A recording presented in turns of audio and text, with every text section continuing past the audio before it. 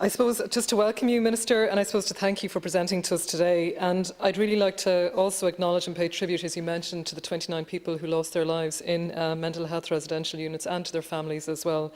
And I welcome the start of the vaccine rollout to the over 65s in over 46 mental health facilities. I mean, we're all aware, we've heard all the statistics, everyone talking today about the increase in mental health. And, you know, like I know from TCD, they've done studies and they say like 1 in 5 are suffering.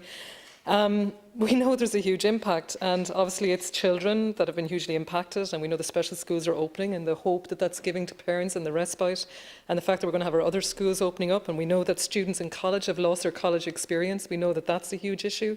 And again, as you mentioned, the 50808 text line number is so crucial and important to ask for help and to talk if you are feeling down, I suppose, as students at home. And the really shocking thing is that we know domestic violence is on the rise. We know that in regional areas it's huge. There's been reports done in Galway and I think in the Connaught Tribune about the rise of domestic violence. And that's just so scary. What's happening inside doors as opposed to outside, it's really shocking. I'm a member of the subcommittee on mental health and chaired by a Senator here, Francis Black. And we all speak of mental health and wellness.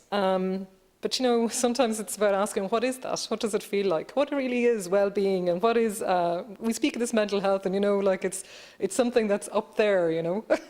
But well-being, it's about feeling well in yourself, feeling good in yourself. And sometimes it's not just about the individual, it's a collective experience. So it's the sort of the community that you live in.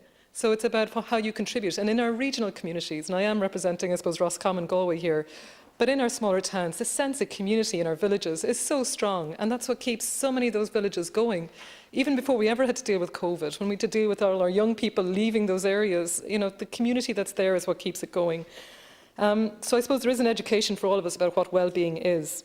I'm very conscious, again, as I mentioned, of the particular challenges in regional areas, older populations, particularly in Roscommon and East Galway, more isolated areas. We see this from the last census.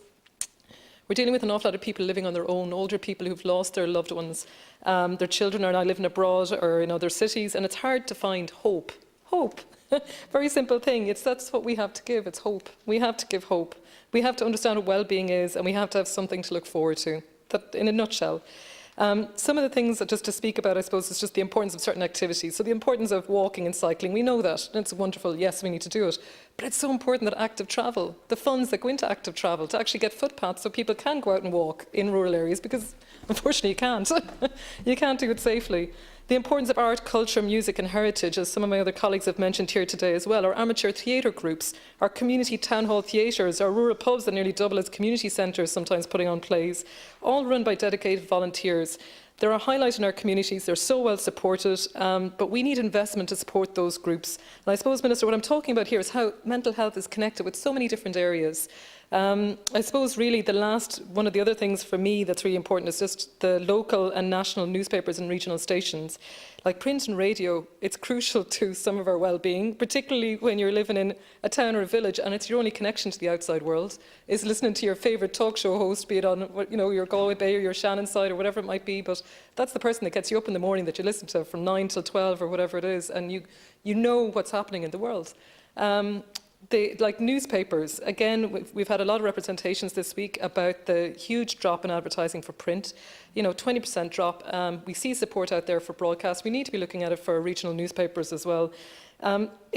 The journalists out there have also been on the front line. And I mean, we shouldn't forget that. The journalists have been out there getting the news, putting it into the papers, both at regional, local and national level. And they're also part of our frontline workers that are really, I suppose, supporting well-being and making sure that there's stories there that have some levity as well as the seriousness of everything we're dealing with. And even my jobs at home, my job at home is to collect the papers to deliver them to some of my family. So they really look forward to that. You know, once a week, there's the paper coming through the door.